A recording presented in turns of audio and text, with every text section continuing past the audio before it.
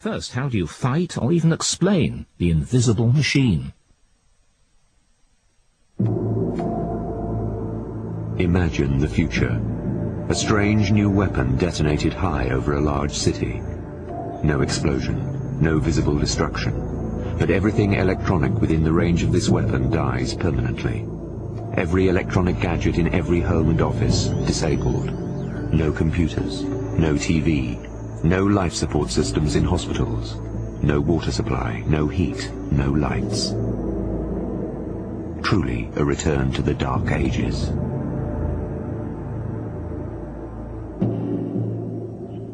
Everything that we've built up in the last 200 years, let alone in the last 20 years, would be completely destroyed, would be non-existent. Imagine the cost that it would be to rebuild our cities. Think of it in terms of transportation. We might even have to pump water. It's at that basic level.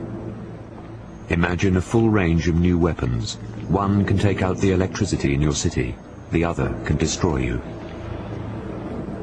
We have been testing what I'm going to call microwave weapons for crowd control. You can affect a large area by sweeping the beam and making sure that people are in the beam long enough to get a very nasty sensation of being cooked, which, to a very fine depth, they are. If you haven't heard about these weapons, it's no surprise. Their development has been secretive, and they sound more like science fiction than reality. We're just learning enough about the science to be dangerous. It's like giving a kindergartner a hand grenade and hoping they don't pull the pin. Welcome to the world of electromagnetic warfare.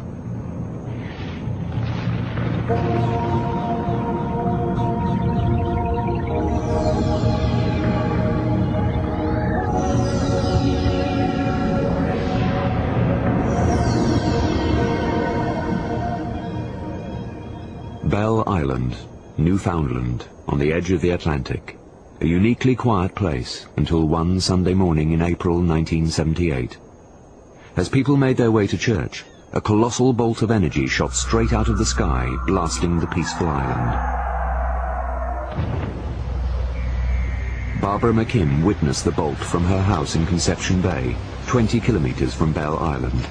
We heard this terrific, loud bang, boom noise. The house shook. The dishes rattled in the cupboards. We ran to the living room window and looked out in time to see an oval-shaped object that was moving very, very quickly, and it just seemed to leave a bit of a trail behind. It was quite loud, quite deafening.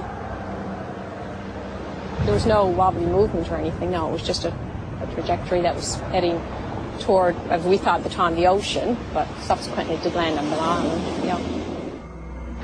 The bizarre beam was seen by dozens as it exploded onto the property of Jim and Susie Beckford, shattering the solemn Sunday morning. Television sets exploded, fuses shot out of the walls, balls of fire tore through houses.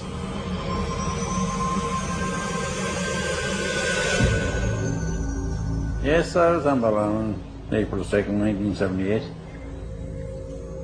Steve Parsley, neighbour and son-in-law of the Beckfords, had just left the barn when the bolt struck. When we looked there through the door and seen, all we could see was dust and ore dust, everything else gone. It was where all the shed blowed up, I suppose, and the barn blowed up. But it's an awful blast. Satellites registered light emissions equivalent to those of a 10-megaton blast, making it one of the biggest emissions in history.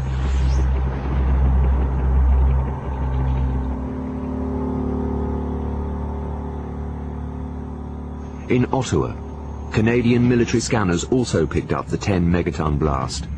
The Prime Minister was alerted, and Fire Inspector Jim Farrell dispatched. As soon as I saw the fuses and the embedment in the wall, I knew I had something here that was different. I was amazed. The barn was in shambles. Chickens and hens were dead. When I saw the electricity after, or the supercharge after attacking the nails in the floor,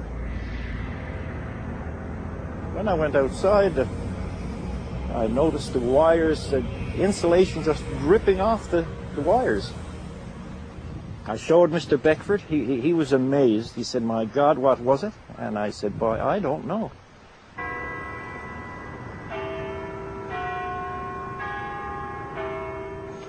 While the military investigation continued, the intelligence branch of the RCMP decided to launch their own inquiry.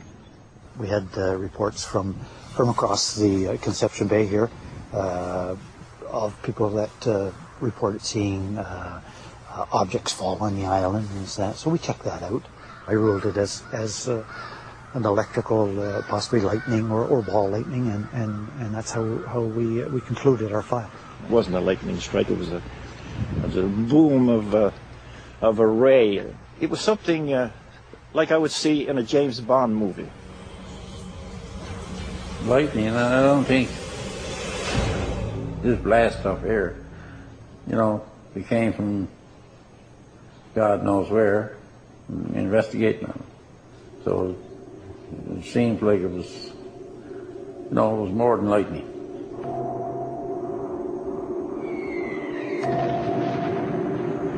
The official reports concluded that the blast was caused by ball lightning, but the local residents were skeptical and wondered if it had really been caused by a failed military experiment.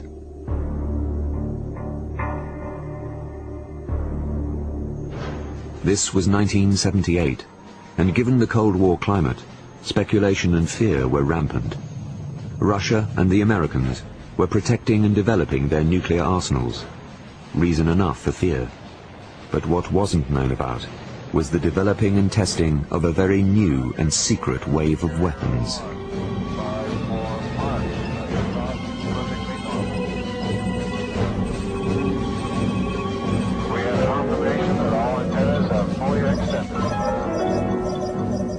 By the time the blast occurred on Bell Island, these electromagnetic or directed energy weapons had been in the works for 30 years.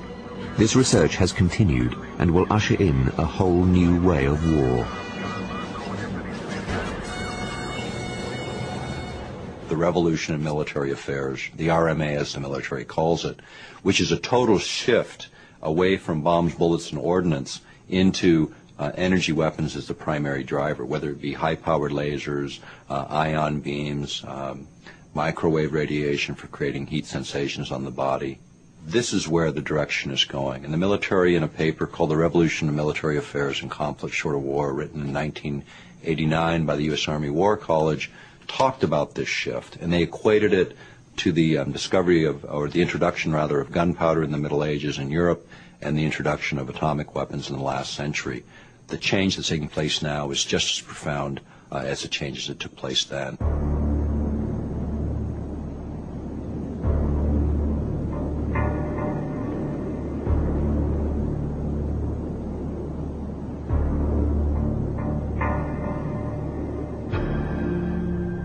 It has been said that the history of mankind is the history of war. If that is true, then the history of man is about to take a frightening leap into the future. Since the beginning of the age of modern science, you've obviously seen a rapid development in rapid improvement in the technology of weapons. It's perfectly obvious. You starting with gunpowder, really. The cannon-bearing ship, the rise of air forces, improvements in explosives, and so on and so forth. When the First World War broke out, all of this military technology and force was unleashed on the world. A generation enjoying the peace and progress of liberal society was amazed and shocked. That war pitched the world into a century of violence.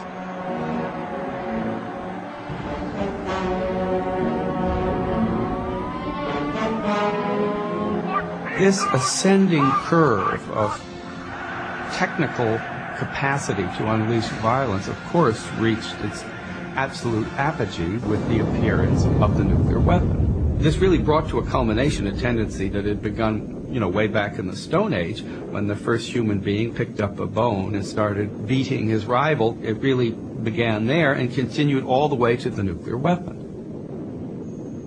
The prospect of mutually assured destruction might have kept the superpowers in check, but it did nothing to slow weapons development. As the 21st century unfolds, the same technology that gave us the benefit of cell phones, microwaves, and remote control is now being applied to a completely new array of powerful weapons. A development veiled in secrecy until a certain New York Times reporter started digging. Well, the New York Times wanted to do a story on the new frontiers of military technology, and we have done a lot of work previously on what have been called smart bombs and the satellite-guided munitions.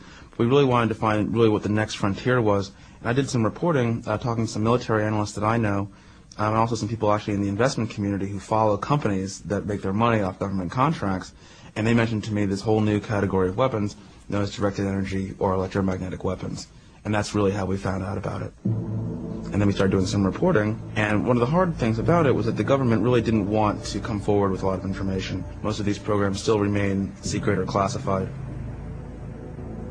Manufacturers are now developing a full range of electromagnetic weapons which pack an invisible wallop, hundreds of times more powerful than the electrical current in a lightning bolt.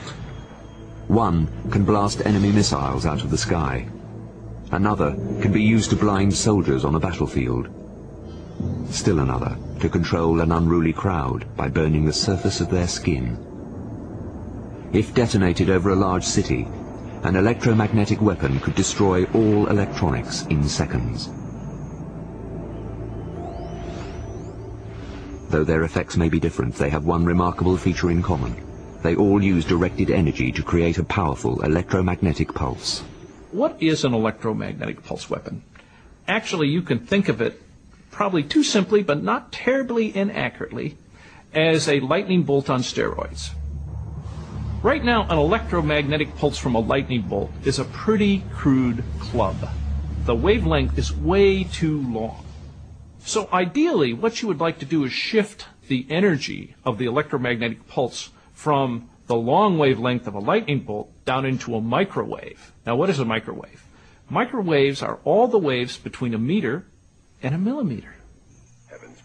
Now think of how well that couples with everything in our society, because almost everything we use electronically fits between a meter and a millimeter. If you look at a standard electromagnetic device that's made to read electromagnetic pulses like your cell phone, here's an antenna. It's actually made to absorb electromagnetic radiation. It's just not designed to take the power of the pulse of an electromagnetic weapon. These electromagnetic weapons can be used to destroy basically anything with a chip in it. Not only communication systems and devices, but power systems, television and radio systems. Even most cars these days have an electronic ignition in them. And if they were deployed in the relevant place, in our society now, and in many countries, anything with a chip in it could be disabled.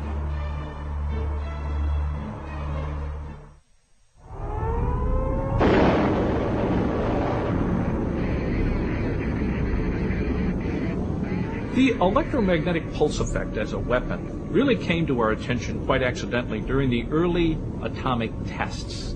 When the first detonations occurred, unprotected electromagnetic equipment, which we had a lot of back then, died.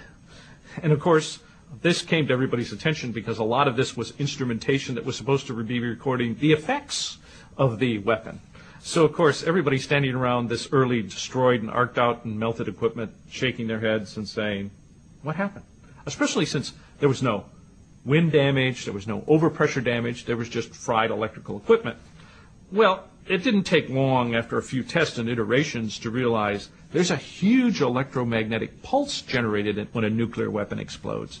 And a huge electromagnetic pulse is very destructive to unprotected electrical equipment.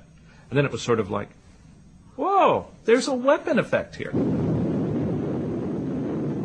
So early in the 50s, at Los Alamos, where they were doing this high-level nuclear work, they said, what about just creating this electromagnetic pulse? And that's where the early work was done on trying to figure out a way to convert explosive energy into electrical energy.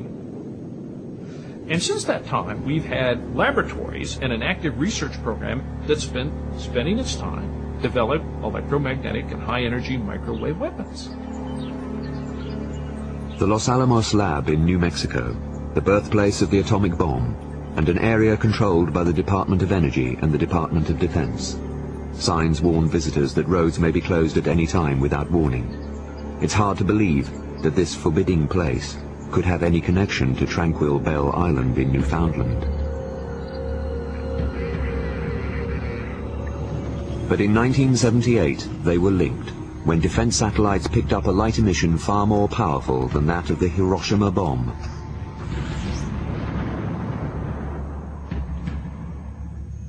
This prompted the dispatch of 2 scientists from Los Alamos to Bell Island.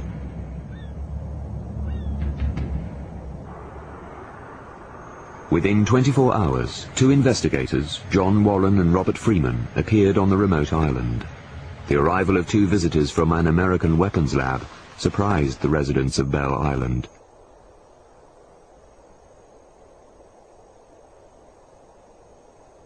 But the situation became even more bizarre with the arrival of a Russian general flanked by US and Canadian military personnel.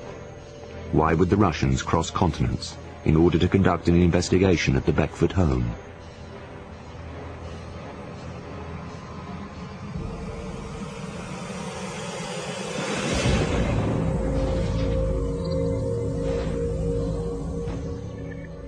Military personnel from Canada, from the United States, as well as from Russia, were here over the next period of time down into the area.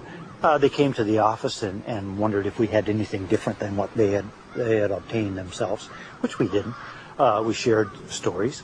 However, that's all. They didn't share any of their findings with us. I gave them exhibits that I had seized. They placed the exhibits in a metal box which was properly locked and secured. They were very secretive.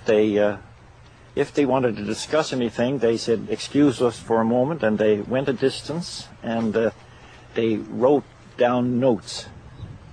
And they'd come back and they'd interview me again. Why did Cold War enemies rush to Bell Island to investigate a lightning strike? Maybe it wasn't a lightning strike at all, but as some newspapers and scientists speculated, the result of some military experiment gone terribly wrong.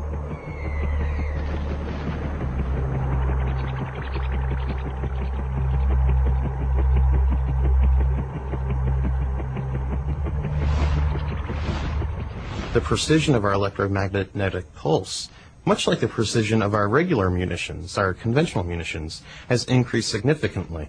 So we'll be able to take out the electricity in a city block or in a command and control center, something like that. If we were looking at what a electromagnetic pulse might look like, if you could see it, it would be sort of like when you see in the cartoons when there's a pulsating cone of energy that comes out of something, that comes down from the line of sight. That would kind of be like what an electromagnetic pulse would visualize like, if you could visualize it. Electromagnetic waves come, of course, in all sort of forms. People may not realize that the light that that makes me visible in this moment, all right, is an electromagnetic wave. It's a particular part of the what we call the spectrum of electromagnetic waves that our eyes are sensitive to. Electromagnetic waves are also heat, for example. When we say that the sun warms us up, it's a particular form of electromagnetic waves that we don't see, but that our skin sees, and sees it as warmth. We are in a soup of electromagnetic radiation. Almost anywhere you are, you can pick up your cell phone and receive a phone call. You can turn your TV and some signal will come through. These electromagnetic waves can be harnessed and used in a variety of ways. In Alaska, there is a facility that does just that. HAARP is a directed energy experiment being undertaken by the US. From HAARP's wide field of antennae, the waves are focused and beamed into the ionosphere high above the Earth's surface. The ionosphere is part of our atmosphere. It contains electrically charged particles and acts like a mirror, reflecting radio waves back to Earth.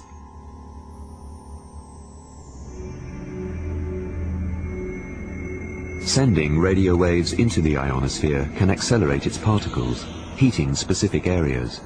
The particles then reflect the energy back to Earth. use a system like HARP and you can create really extreme levels of power. HARP, by sending energy up into the ionosphere in the right frequency range, can tap energy that's already there and actually convert it for use within the system. HARP is so powerful that it can actually cause the ionosphere to pulse in harmony with its signal. The HARP signal can be used as over-the-horizon defensive radar that can detect incoming missiles and aircraft. To do that, HARP uses two different systems. One to create a plasma mirror, and the other to bounce the signal. Once enemy missiles are detected by HARP, the military could use a variety of directed energy weapons to blast enemy targets out of the sky.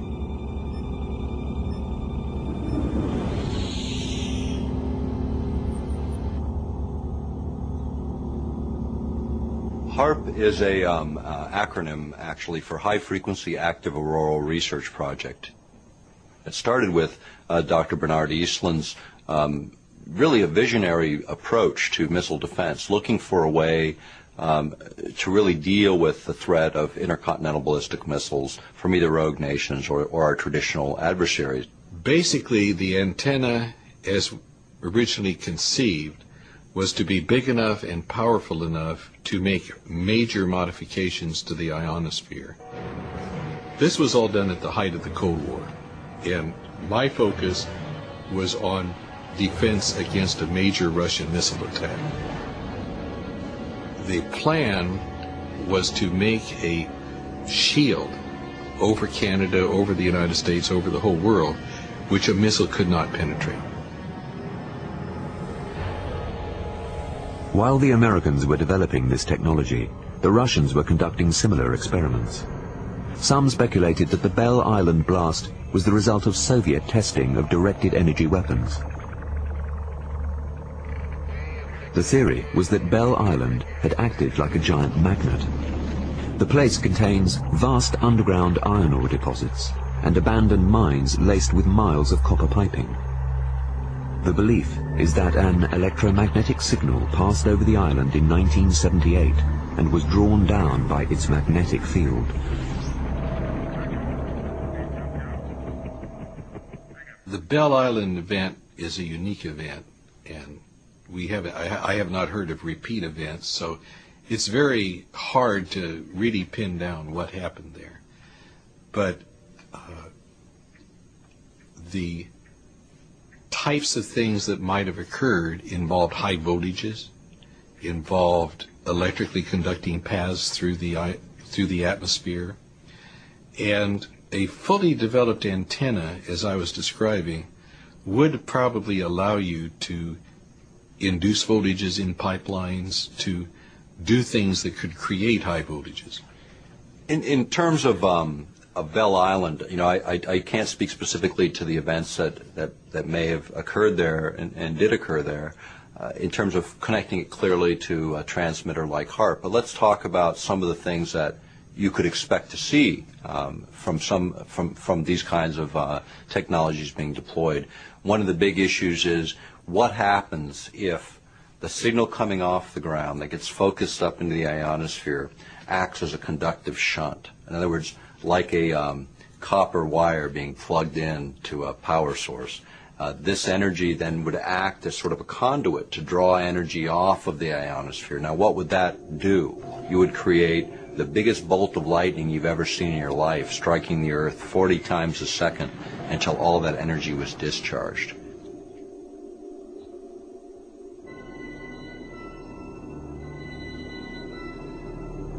Although little was known about electromagnetic weapons until recently, the science is not new.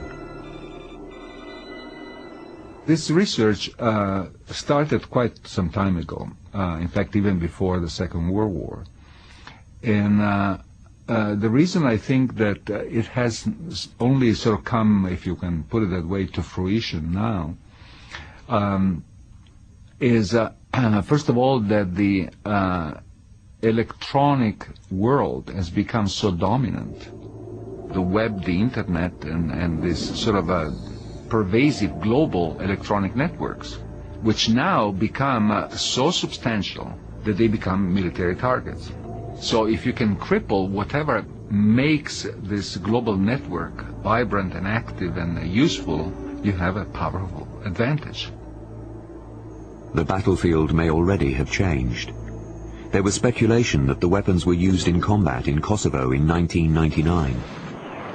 Then, during the war in Iraq in 2003, it was reported that a top-secret version of the Tomahawk cruise missile was fired. Shortly after the launch, the lights went out in Baghdad, though no physical damage was seen at the power plant. What we do know is that if a high-powered microwave E-bomb were deployed, it would have to be launched with a Tomahawk cruise missile. I believe, and my military sources indicate to me, that these devices have been used perhaps for the first time in Iraq, yes. But there's been no public confirmation of that.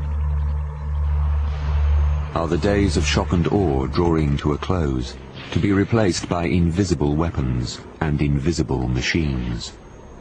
E-bombs, lasers, masers and microwaves will use directed energy to blow missiles from the sky, neutralize the enemy without bloodshed, and attack communication systems, throwing command and control centers into chaos.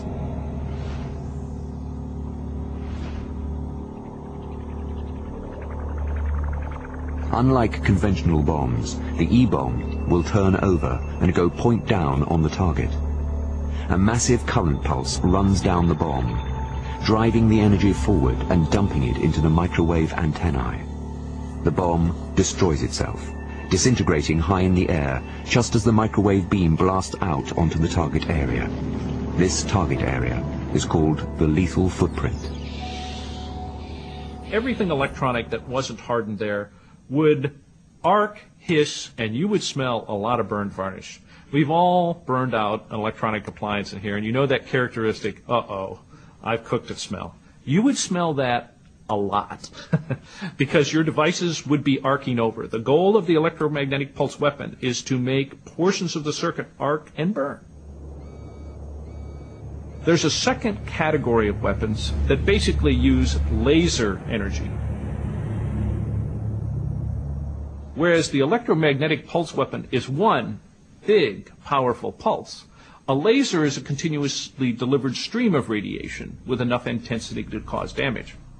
We will be able to use high-energy lasers not only to defeat enemy aircraft and, even more importantly, unmanned aerial vehicles, which are small targets. We've actually successfully, in several dozen tests, defeated artillery shells with high-energy lasers that are directed at a very small spot with enough energy to detonate the shell in the air before it lands. These new weapons are not solely for use against artillery and communications. They are also designed for use against people. Obviously, one thing that's looked at is a blinding laser on the battlefield so that soldiers attacking, for instance, a particular position could be subjected to a broadband sweeping laser with enough energy to temporarily blind the soldier if he were looking in the direction of the laser. And we have been testing what I'm going to call microwave weapons for crowd control. What they do is, again, instead of using a single pulse, these are continuously directed energy weapons that heat the skin very rapidly, much like your microwave oven. In fact, almost exactly like your microwave oven, but they're controlled broadcast microwave pulses. And obviously, you can derail a opposing force very quickly if all the soldiers begin to feel a burning sensation on their skin. That's truly a burning sensation. Now, the nice thing about, from the offensive point of view of a microwave weapon, is you don't really have to critically injure people with a microwave. In war-torn countries, it is not always easy to separate the opposing forces from ordinary citizens. By using non-lethal directed energy weapons, similar to the benign red laser pointers or supermarket scanners, the military could stop their opponents without causing them permanent injury. In Somalia, what you saw were Somali militia interspersed with civilians, not wearing uniforms, almost impossible to discriminate from the civilians who surrounded them, who were then using that as an opportunity to fire upon U.S. forces. In a situation like that, the ability to disperse that force using a non-lethal system would be very advantageous and eliminates the the situation of you having to fire upon civilians in an environment where that's the last thing that you really want to do. Obviously, if your goal is to cause your opponent to desist in whatever he's doing that you don't like, as opposed to killing him, then these are ideal weapons. And as we become more civilized, and as the face of war gets more widely broadcast, the days where I think it would be politically acceptable to create mass carnage on the battlefield like was in World War I, those days are past politically. So, in point of fact, as a reality, we must have weapons that make war, if you will, to the extent it can be, make war in a more civilized manner. Electromagnetic weapons could be more civilized than conventional weapons, but the long-term effects of the atomic bomb were at first downplayed and poorly understood. Yes, atomic warfare staggers the imagination, but atomic warfare is still the old story. Get there fastest with the mostest. And because automatic bombing, although in the predictable future, is still not yet here, the best way to get the mostest there the fastest is by the wings of the Air Force. Every weapon has its unintended and its unexpected consequences. You only have to look at the nuclear weapon to see that. We see the Gulf War syndrome, now believed perhaps to be traceable back to exposure to chemicals during that war, maybe to the abused again in the new war. They're not really sure about it. Nevertheless, it's acknowledged that they have had health effects that the veterans of other wars did not have, and they're being compensated by the government.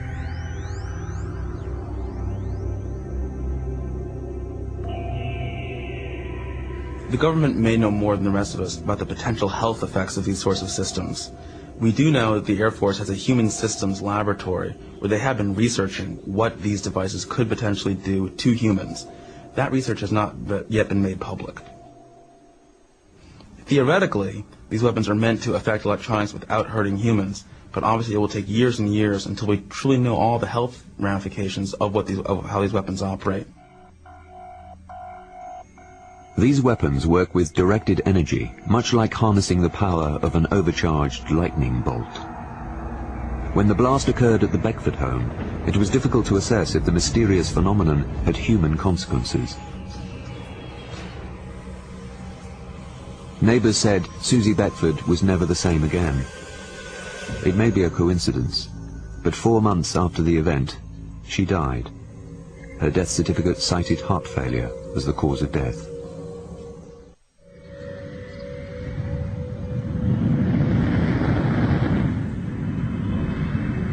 Well, it's been suggested that these weapons are more humane because they attack technology, computers, and so forth, rather than human beings, and the VMADs attack the human in a non-lethal way.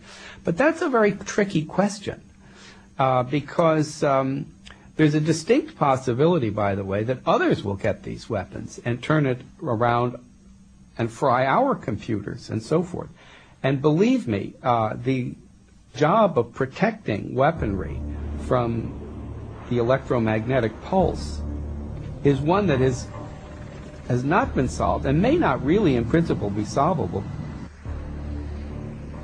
Because of its technological superiority, the U.S. military is certainly the most susceptible to those types of technological innovation. And that's why other countries who realize they can't take the U.S. military on in a fair fight are interested in developing these types of things because they think it's going to help them to even out the playing field. With every generation and every war, we witness new and improved ways to kill people. The atomic bomb of the Second World War, napalm in Vietnam, smart bombs in Desert Storm. America stands ready to stun the world with a vast array of powerful new weapons, and other countries are lining up for this new electromagnetic arms race. I don't know who has electromagnetic pulse weapons like the ones that we are developing. The reality is probably countries like China and Russia. Both do have very advanced military technology. China, for example, is at the upper tier of laser technology and things like that. So, I think those are the three countries who will develop this technology. Perhaps India might be able to do it. Because these electromagnetic weapons are so new, they are not controlled by treaties that cover conventional weapons. The United States has plans to build a missile defense shield over Canada's north to shoot down incoming ballistic missiles. This could lead to the deployment of electromagnetic weapons in space and unleash forces too powerful to control. I became interested in the Space Preservation Act and in developing the Space Preservation Act when I learned that our administration in Washington was looking at a program called Vision 2020. And Vision 2020 actually is a program for the United States to dominate the world from outer space. Now, I love America, and I'd like to say that we're number one. But let me tell you something. We don't need to be number one in weapons in space. The Department of Defense has been working at a facility in Alaska, which is doing research into effects of electromagnetic frequencies in the ionosphere.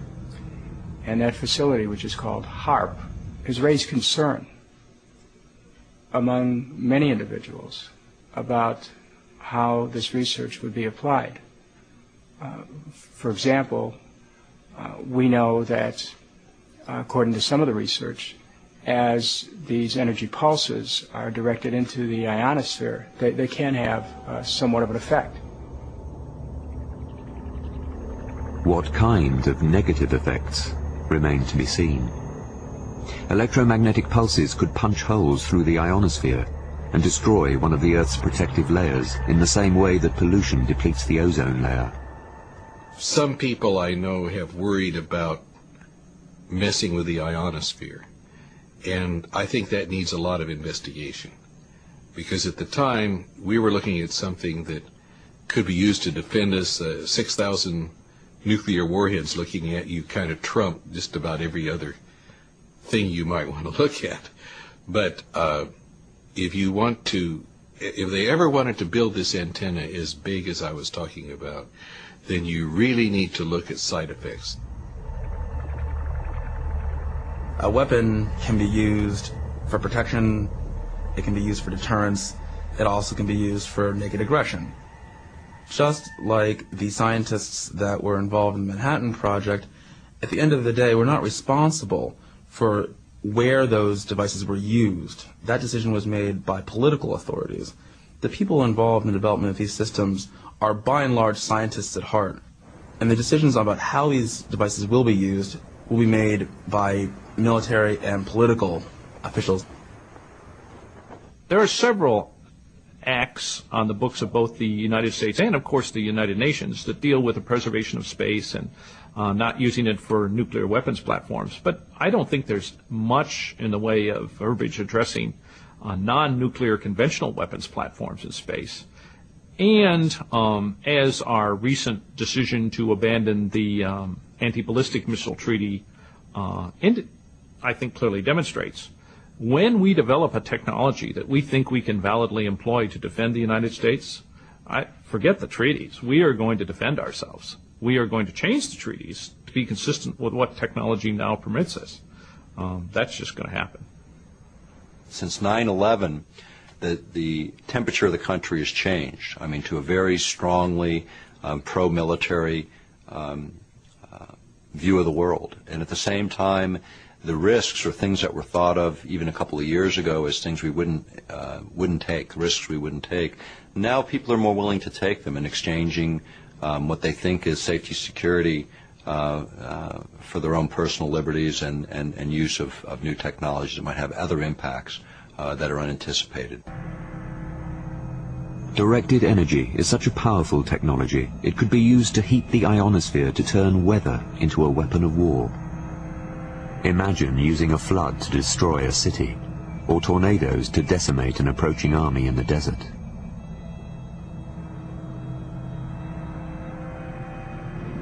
the military has spent a huge amount of time on weather modification as a concept for battle environments. Most people don't know, but the United States signed treaties with the former Soviet Union and 60 other countries in the mid-1970s where we agreed not to use geophysical manipulation as weapons of war. Presently, the treaties only allow us to do that within the boundaries of our own country. The reality is you can't contain weather by artificial boundaries. Should we worry when America says it wants to reopen weather modification treaties? What kind of nightmare would be unleashed if we continue along this path? Although we tend to think of weapons in the context of war, police and the military have often used pepper spray, tear gas and water cannons to control unruly civilians. Microwave weapons, too, could be turned on ordinary citizens, but will they always be used in a non-lethal way?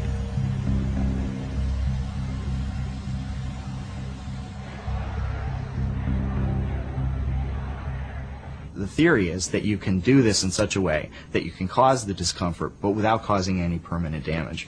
That's a question, and it's a serious question. And the following question to that is, if you can control it is one thing, but what happens if you decide you don't want to control it? What happens if you decide that this is a technology that you want to use as a lethal weapon? That's an issue that's going to have to be dealt with.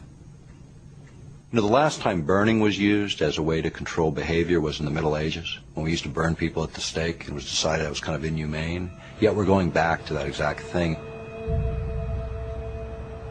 If there's one thing we've learned since the initial development of atomic weapons 60 years ago, it's that governments will try to make these devices as powerful as possible, in general. Hopefully never to be used.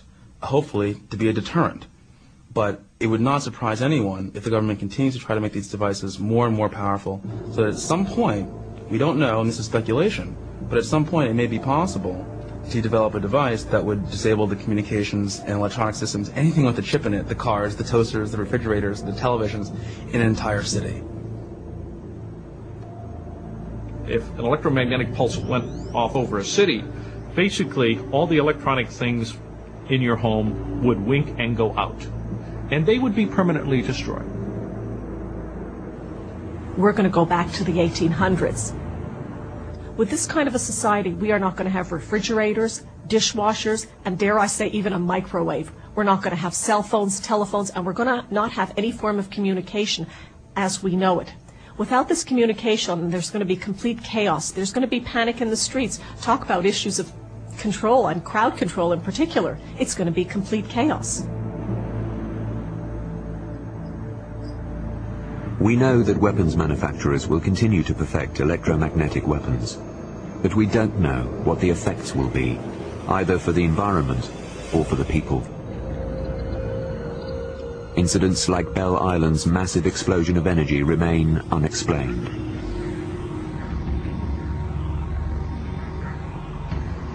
Many believe that it was the result of a failed military experiment. Why else did a Russian general and Los Alamos scientists rush to the scene? One popular theory was that Russia was attempting to beam an electromagnetic signal to Cuba, but the signal was pulled down because the island's iron ore deposits and miles of underground copper piping acted like a magnet. Others insist that the beam was caused by a massive solar flare, and there is also the theory of ball lightning.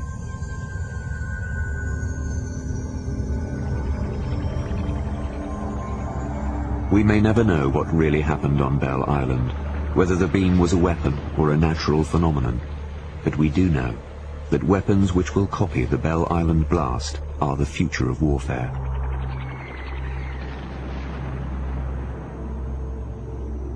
What if the colossal blast had landed not on tranquil Bell Island, but on bustling Toronto or New York? What damage would it have done in a densely populated electronic jungle?